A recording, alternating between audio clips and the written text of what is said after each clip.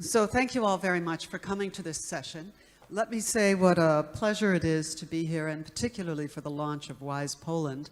I actually was the founding executive director of Women in International Security. You already heard it was the 30th anniversary, so I'm not going to tell you how long ago that was. But the president, the founding president at the time, is Catherine Kelleher, who was a leader among women in the early stages in national security policy. We used to get calls because we ran a speakers bureau, sort of, for women. And I used to get calls saying, is this Catherine's girls group? So time has moved on, fortunately, but I think that we're all aware still of the great need to include women in this field of national security policy, and no matter which country you're talking about, or which alliance you're talking about. And I think from its beginnings, WISE had a very strong emphasis on getting women into the room, having them be in the room and being part of the mechanisms of making the decisions about security policy. But WISE in more recent years has also undertaken a lot of research about the role of women in conflict and in national security generally. What types of roles they play, what is the impact on them as we look at preventing conflicts, managing conflicts, and then resolving conflicts. And I think that the fact that this is important, that the varied roles of women in this area has been looked at, is recognized by UN Security Council Resolution 1325, which calls on the UN agencies to all include a gender perspective as they look at conflicts and conflict resolution. And that has in itself also been taken in by NATO, which at least in theory requires looking with a gender perspective at some of the challenges that it faces. Obviously, one of the most severe challenges we face today is that of violent extremism and terrorism.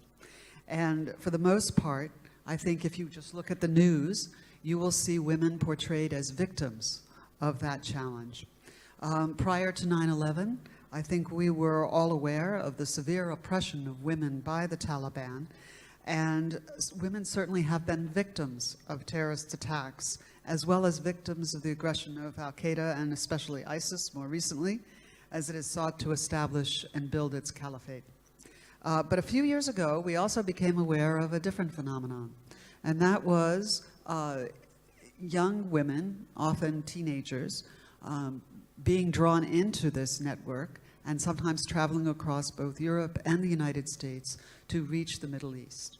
I think as well, it's well to remember that in 2015 in the San Bernardino attack, that it emerged that the wife, Tafshin Malik, was at least as radical as her husband, if not more so, and perhaps was the instigator of the attack.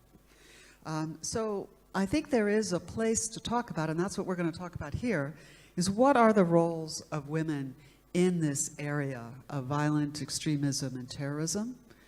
Are they simply victims? How involved are women?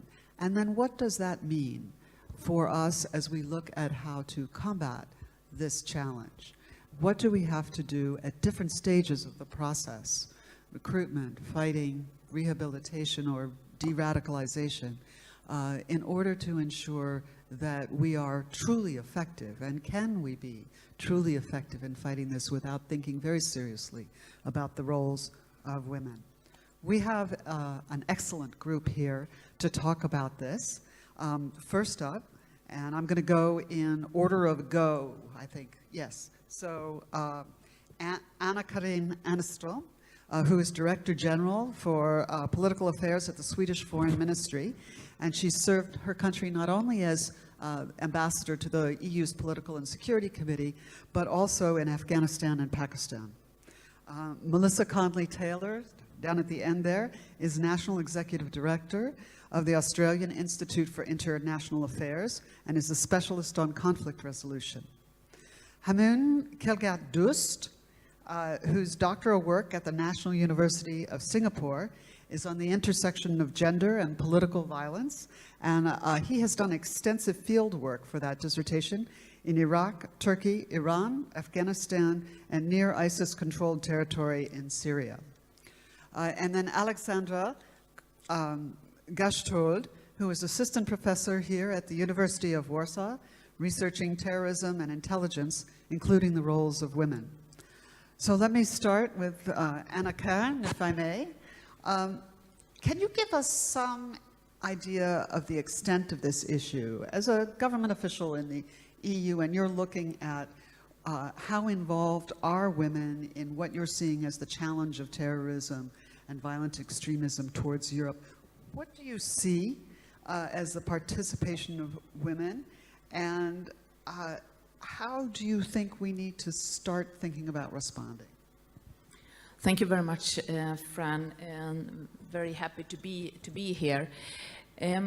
I mean, I'm taking over where you ended, or where you started, on the different roles of women when it comes to violent extremism and terrorism. I think we can see that women play a role in almost all aspects of violent extremism and terrorism. They are, as you said, there are victims, they are perpetrators, they are agents of prevention, they are recruiters, and they are, can provide early warning. Women are stigmatized, idealized, both by governments and by extremists. And I think if we look at the role of women in extremist organization, I think we see a big knowledge gap. The most recent report of the Secretary General reaffirms or reiterates that about 25 to 30% of the foreign fighters are women. And certainly, if I look at my own country, Sweden, the figures that we have backs that fact. Around 24% of the around 300 foreign fighters that have left Sweden to fight in Iraq and Syria were or are women. But we don't really know why. We don't have enough facts on why. And there have, of course, there have been studies, and Sweden has supported a study by the UNDP, where around 500 people from the sub-Saharan Africa were interviewed on why they joined Boko Haram or Al-Shabaab.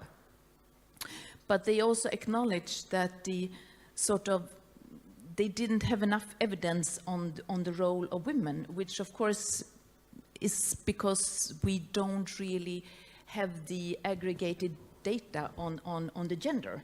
And let me here say that this is not only an issue about women, but this is an issue about gender. So what are the different roles of men and women? So I think this is an important point, that we need to get much better in having that sort of data. I think we have also underappreciated the role of women when it comes to agent of prevention. Studies have also shown that women's organization, women's human rights organization, or women organizations are actually, in many countries, the first to warn about extremism and violence.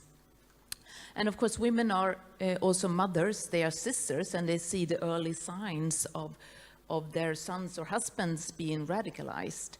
And this is known very much to the extremism or extremists, but not as much to the government. So I think that we need to get better in sort of using that force. Maybe lastly to say that we see that there is a growing interest in preventing violent extremism. We also welcome that the OECD has now in the new guidelines acknowledged that development cooperation, that the preventing violent extremism can now be funded by the development cooperation, the ODA, which is important because we need to work with the root causes, and important for a country like Sweden who has a large development cooperation. So, and we see also an increasing involvement by the international community, the UNDP, the World Bank, and so on. And certainly, as a non-permanent member of the Security Council, this is something that we constantly bring up within the Security Council, the importance of seeing the women's perspective when it comes to preventing violent extremism, which is also part of the Secretary General's action plan. So, thank you. Thank you. Let me turn to Melissa down there at the far end, which fitting since she's in Australia. That's how far she's. So, what roles do you see women as playing? Are there? I mean, we do primarily think of them as victims, but Anna Karen has just pointed out that it's much more diverse than that. What kind of architects of roles are you seeing in your research? Well, look, I understand why we start with the victim narrative. I mean, when you see in the news that Boko Haram has kidnapped a 10-year-old girl, strapped a bomb to her and killed her, yes, there are very clear cases of atrocities of exploiting, duping, kidnapping women. So women are clearly victims. But I think if we only have that frame, it then becomes inconceivable to us as why women would choose to be involved. So, for example, our Minister for Foreign Affairs, female Minister for Foreign Affairs, Julie Bishop, when she announced that 40 Australian women had joined Daesh, her response was that this defies logic. Everything we know about how Daesh treat women, how is it possible that these women have decided to go? And I think we have to take seriously that those women exercised agency, apart from the ones who were kidnapped by their parents. They did. And I know this is something Hamoon's written on, absolutely. So I think the other roles are clearly, as the ambassador has said, sympathisers who can help with as recruiters, facilitators, propagandists. You have perpetrators, which I put in that category, everything from couriers, officials, to people who, women who have been bombers. And as the ambassador said, there's also a role for preventers, an active role in stopping radicalisation in the family and assisting with de-radicalisation. And I know Alexandra is going to speak more on that. So I suppose if we're going to try to understand women as agents in violent extremism, we then have to look at their motivations. Why? Why are they doing this? If it's something more than just this jihadi bride stereotype, what is it that's making women interested?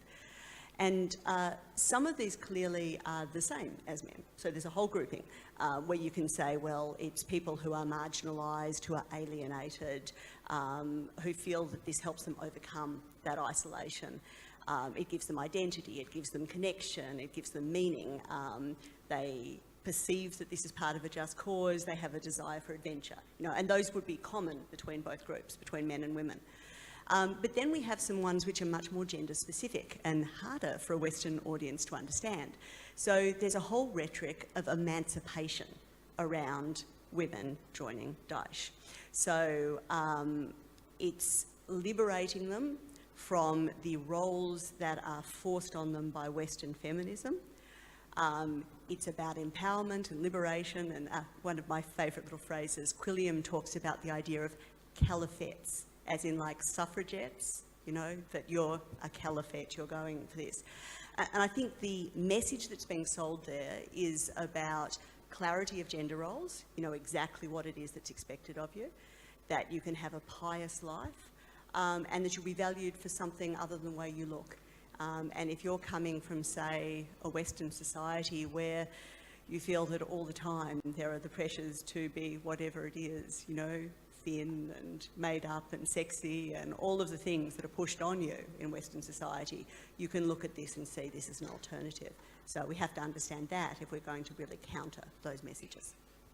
Thank you. Let me follow up with just to try and clarify a couple of things. And I don't know whether you will know the answer to these, but two things. That I would assume that most of the women who are recruited in some way, that again, it is mostly online recruiting as opposed to through a mosque or an institution, particularly given the way mosques may segregate women and men. Is that the case? And then, do you know if is it mostly online? Is that the way it's?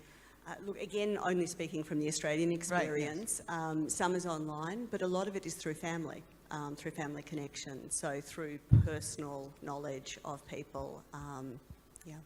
And in some cases, it's not clear exactly how much people chose. You know, they may or may not have decided to join family members.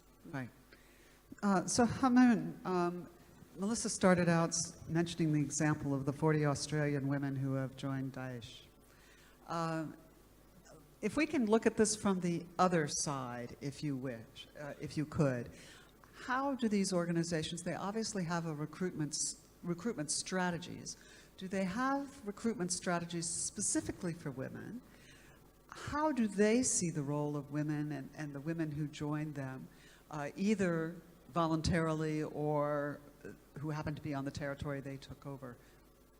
Well, allow me, if you don't mind, I rephrase that whole concept of strategy to something what I call logic.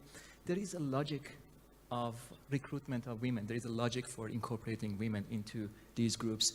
At the same time, I guess we need to have we need to understand that the whole definition of terrorism, the whole definition of women's incorporation into terrorism or terrorist groups have already changed as well. We have the rise of groups like ISIS, Jabhat Fatah Sham, or Jaish al-Fatah, which are very much, they act very differently from groups, traditional groups like Al-Qaeda. These groups are not just hit and run, they are not just exploding somewhere and hide after that. They are in charge of running a state, whether we like it or not, or whether we can call it a state or not. They are in charge of territory, population, and therefore in charge of servicing this population as well. Together with that, in order to address the challenges that a functioning state, semi-state, de facto state, however you call it, in order to face these challenges, you need to open up yourself to half of the population, which are women. Now you are not only responsible for some fighters, that majority of them are male, but now you are in charge of providing services for these women, half of the population that they are living under you in your territories. With that, it comes a kind of a evolution, I call, in terms of women's incorporation and the roles that are being assigned to women in these countries, in these states, specifically ISIS for the time being. If you look at, for example, what ISIS was doing, it was quite capable of, maybe many people do not like that, but they were quite capable of running that society in terms of basic needs of people, electricity, water, taxation, and all these kind of stuff. And to do so, they were responsible of actually, at the same time, responsible of addressing the needs of women too, education, healthcare, economic power of women. So for that reason, they started to establish what I call gender segregated parallel institutions. It means that they have this very fierce strategy of gender segregation in all the institutions, at the schools, at universities, at hospitals, and even for tax paying and everything. So they recruited women as doctors, nurses, teachers, tax collectors, police officers, and even army officers, segregated from men. And so the evolution was in a way that women were not only just passive roles as mothers and daughters, or wives to jihadis, but also as members of a society in servicing the needs that women are in need for, that fulfilling what the state want them to face, the challenges that a functioning state would face. So yeah, that was the story of these people there. I'm not quite sure how to ask this, but is it a matter of creating parallel structures, and has it turned out to be something that actually helps recruit women to see them give a place in society? Right, right. Or is it just that the women are there, they happen to have taken this area and they want to control it, and this is the way they are able to deal with it? There was a strategy behind that, of course. as you were mentioning, that whole concept of emancipation that the West is actually portraying of women, it's something that is going against the fundamentals of these groups. So what they were offering in return was what I call divine redemption. They were saying that, all right, we don't need the emancipation that the West is giving you. I mean, you can come to the caliphate that we have. You can wear that burqa. You can actually perform whatever religious duty that you think you can.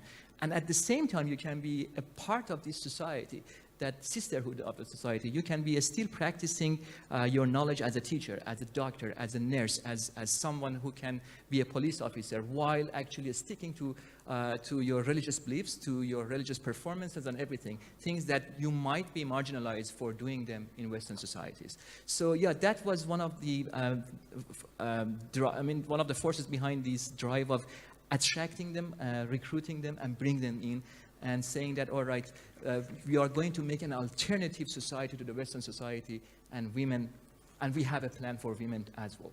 So we are going to give them not the emancipation, but redemption, the divine redemption. Okay, thank you.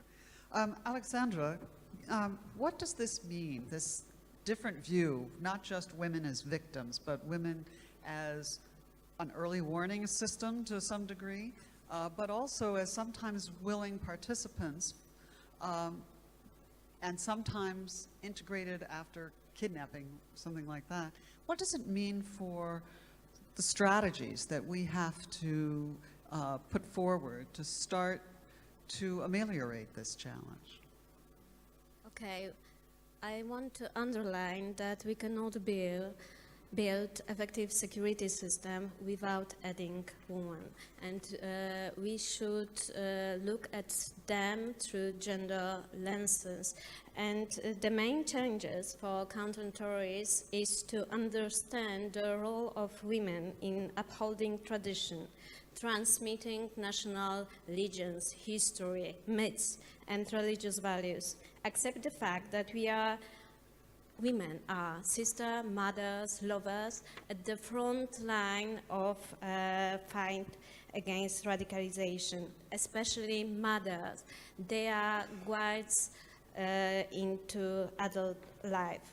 We should recognize women activity in web. We should use them also for counter-propaganda systems. We should learn how, with help of women, penetrate the terrorist cells and structures. We should learn how to use female terrorists in custody and notice and appreciate in counter-terrorist efforts tactical adventures of women, for example, by building scenarios. What if a woman is an attacker? What causes it brings for society, psychological causes for the audience. Audience, it means us, victims, people who are watching the news, for example. And the huge work was done in the EU by the European Network of Experts on Radicalization, and since 2011 by Radicalization Awareness Network. And I think that female radicalization potential nowadays, it is mostly used by Women Without Borders. They created in 2008 world's first anti-terrorist platform, Sister Against Violent Extremists, SAFE, and they financing, for example, schools in Pakistan, Kashmir, Tajikistan, Niger, Zanzibar, and they promote mothers to recognize the risk of radicalization among children. Also in Pakistan, it is launched a program, Women Moderating Extremism in Pakistan, and it is supported by US Institute for Peace.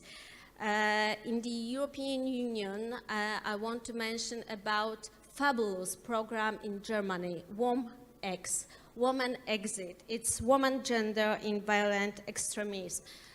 It is launched since 2013 and based on famous exit from Norway, Sweden and Germany, and dedicated to neo-Nazis fascination and groups.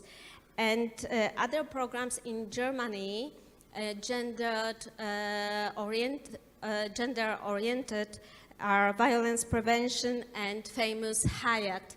Hayat means in Turkish and Arabic life, and it's also dedicated for prevent radicalization to jihadis.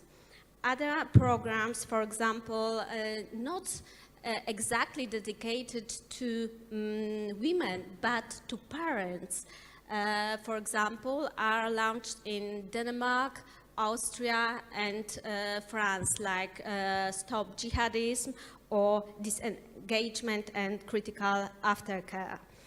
And I have prepared some recommendation for counter-terrorist system. I think that we need to create, I mean not only intelligence services, but also scientists and experts, international female terrorist database. It could be useful and based on such examples like RAND database or START made by University of Maryland. I think that by adding women, we can transform our knowledge and learn about general terrorist activity in mankind. And also information sharing. Information sharing, international cooperation between governments and between organizations who are dealing with counter-terrorism or with fight against radicalization. And of course, I want to promote scenarios, what if. I think that forecast and foresight are the most values methods to predict the future and to avoid risks and future attacks. Thank you very much. Thank you very much. Anna Karan, you also brought up the importance of data, and it strikes me that the first of your recommendations, Alexandra, is about collecting data, database. And I'm just wondering what other recommendations the others of you might have in terms of how we, first off, get a grasp on this, because I think one of the things we're all struggling with is to understand how big the problem is, and also to understand exactly what roles, for example, just to take prevention, do women in Sweden who may be subject to radicalization, or in France, or Germany, is their situation, is the strategy towards them, what is that strategy versus the strategy towards women in Pakistan? And Alexandra, you pointed out some of the European-founded programs that are being used in that country, so, and in other countries in the Middle East. But I just wonder how do we think about those two things differently, because it strikes me that they are different. Yeah, I think they have some things in common, though. I mean, I think we've all discussed the importance of engaging and empowering women, and I think that goes both for our own societies as well as for societies further away.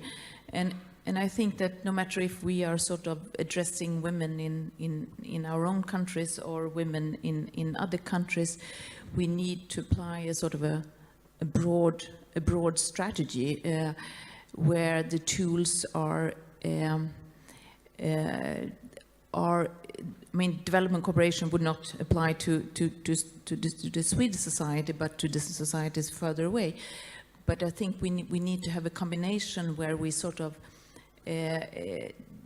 make sure that the women's voices are heard in a more relevant way than they are today, and that goes for both our own societies and other societies.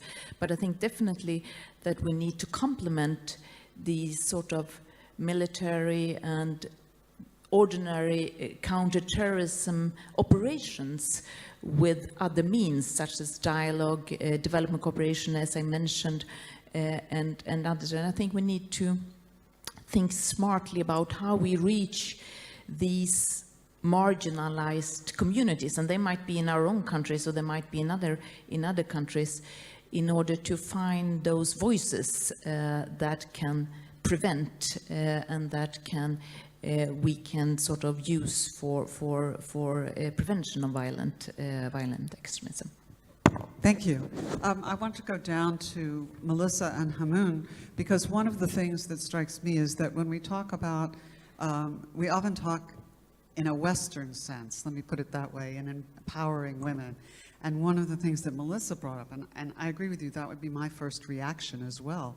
But one of the things that Melissa talked about was women who feel alienated by Western culture or modern Western culture, however you want to put it, who are perhaps the female equivalent of some of the men who are just alienated from society. And is there a way, have we seen any way effectively of reaching out? Is that normal social programs domestically, or what is the way to reach out to some of those women and think about that? Absolutely. I have, I suppose, the specific answer and then a more general policy recommendation. So specifically on that, once you understand what are the motivations that people have, that women have, it helps you craft your counter-narrative, and that really is the key for so much of this. There's an attractive narrative that is selling something. You have to come up with a counter-narrative that says it's not going to work. So the women who see Daesh's message as empowering, it's no point saying to them, oh, I don't know, Western life is better. That's not convincing at all. What you have to do is you have to explain how the reality of life under Daesh compares to the vision they have. Okay, so they're not going to speak the language. They're not going to be able to speak to any of the local people at all. They're going to be isolated. They're going to be lonely. They're going to be bored. They're going to be married, and then they're going to be quickly widowed, because that's how it works. They're going to be bringing up children by themselves, and honestly, they're not going to be valued the way the propaganda says they're going to be valued, because the male Western fighters aren't paragons. So often we find that it's the women who've had this experience who are the best advocates to explain it. I think, as Alexandra was saying, that if you can take women who have been in that situation and say it isn't a bed of roses, that helps on countering the narrative. I suppose my more general recommendation from this example is that it really shows to me that importance of doing the gender analysis. As Alexandra said, getting the gender lens. So you have a situation and you say to yourself, is there a gender issue here? You look at it with your gender lens, you see if there's an issue, and if there is, you have a better understanding in the policy world. Sometimes there won't be a gender difference, but sometimes there will. And if you don't ask the question, you don't have the information and you can't make your policy work well.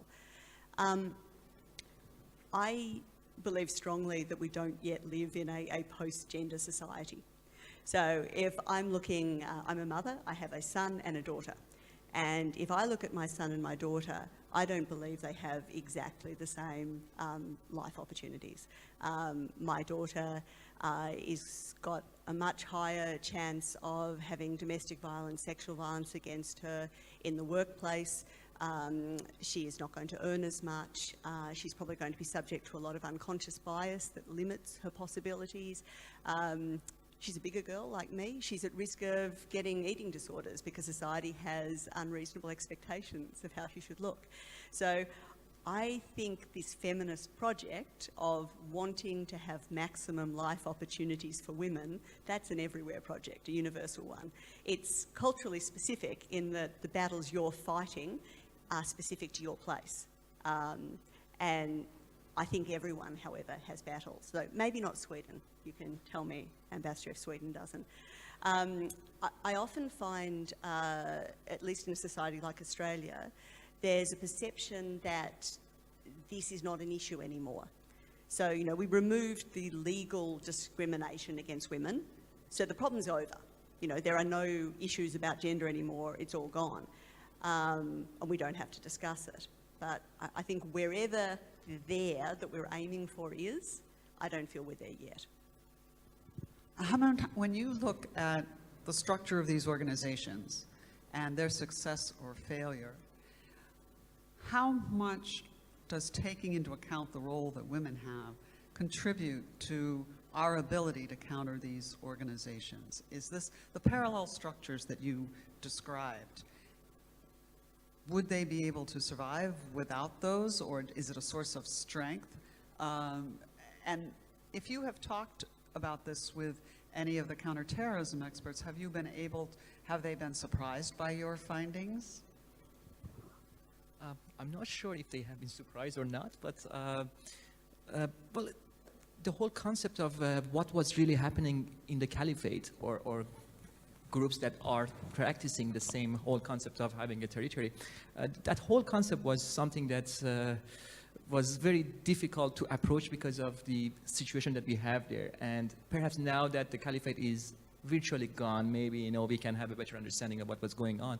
And that was the general situation. And when it comes to women, things are getting even more difficult to get what is really happening. So what I was trying to do was to interview and to talk to defectors, to refugees, to people who have escaped those territories, and take an eyewitness account of what was really happening there.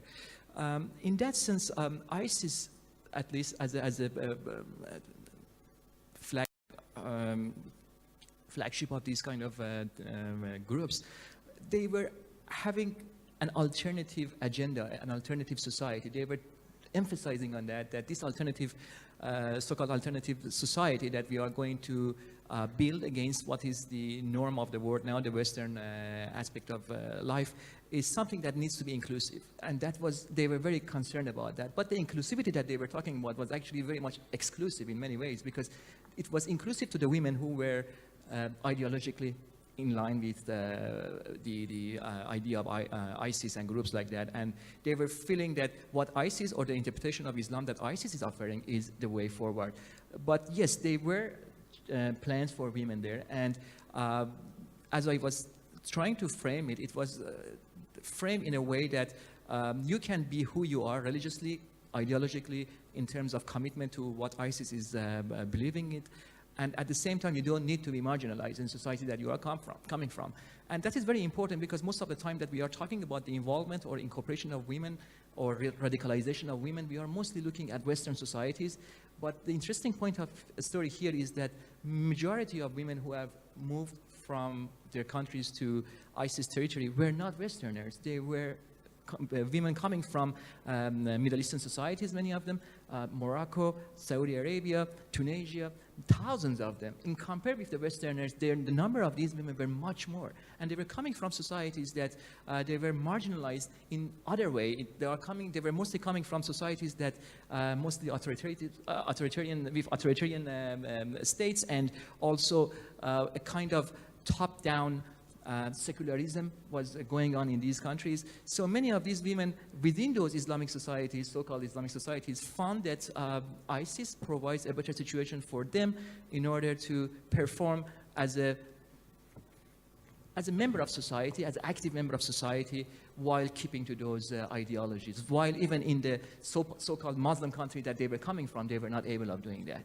So that is one thing that we sometimes miss in the whole concept of looking at the radicalization of women. Right, and in terms of both Europe and the United States, it also should affect our strategies towards Tunisia, Morocco, et cetera, and creating inclusiveness. That is exactly one thing that ISIS, the rhetoric that ISIS was using, that, these are the puppets of the West, these are the one that trying to take what a Muslim society should have from you, and therefore we are going to give you an alternative, and that alternative is that you keep to your ideas and be a part of the society. Right. So I want to bring in the audience now. The lights are kind of bright, so it's hard to see, but I'm hoping that there's some questions out there in this fascinating panel. Yes. Thank you. Maciej Wewior, Version Group. I got a question. So we know the problem, but what has to change? What has to happen for women, for example, not to be drawn into organizations like Boko Haram? In June, we witnessed Aisha, the wife of the Boko Haram leader running away from a camp after rescuing her, running back to her husband. In the interviews before, of course, her running away, she said what she was offered while in Boko Haram was education, even though it was Quranic education. She had help at home, even though it was slave help. That's on one hand. On the other hand, we see, especially in the last year, a lot of organizations pulling out of Africa or Southeast Asia, because let's remember, one of the first decisions that Trump signed was cutting financing for programs helping women, cutting finance to US aid, and even pulling out of United Nations Population Fund. So what has to happen nowadays, and what will happen in the next 3 years while Trump is still in the office? Who wants to handle that, I think one of the things that we're seeing is a disaggregation, if I can put it that way. And this is one of the things that this panel wants to overcome, is that there are, in many bureaucracies like the State Department, et cetera, there are women's programs, and then there are counterterrorism programs. Oh, sometimes there's women in development, but it tends to be the softer aspects of development, if I can put it that way. Go ahead. I think the good idea would be DDR program, disarmament, demobilization, and reintegration with gender factor. It was launched in Colombia, for example, to counter FARC fighters in Sri Lanka with Tamil Tigers, and also with ETA in Spain and France, and furthermore in Great Britain, to reintegrate militants from Irish Republican Army. And such programs on the UN level can be supported by local communities. Without this support from government and international organization, and UN has got this mark, which is seen as a good mark, can be effective. US programs rather not, especially in Africa and in North Africa and Middle East. And also people who prepare such programs or workshop should read post-colonial feminist books. I wanted to ask what you said about the American programs. Were they not good because they were American programs, or is it something about the design? No. It's just that they're American programs, so it's... So let me turn to the Swedes here. How would you think about doing it?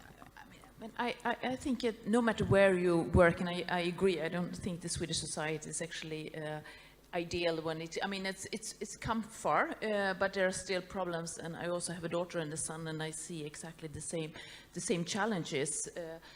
But I think, the importance, and that's why I said that we need to empower no matter where there is. And I think we need to stop looking at women as victims. Of course, when we talk about terrorism and extremism, women are victims also. But we need to strengthen their voices, no matter if that is in Sweden or in Pakistan or in Australia. And Sweden has a feminist foreign policy, and the three main parts that we work with are rights, representation, and resources. If you work with sort of giving women more resources, more rights, and more representation, I think that's the way of trying to work and strengthen women not being victims, but actually being actors instead. But let me ask you all kind of a mechanical question, because I think the gentleman is right. We kind of know, or we have a sense of the problem, and we know in a general way what we should be doing, as you just spelt out.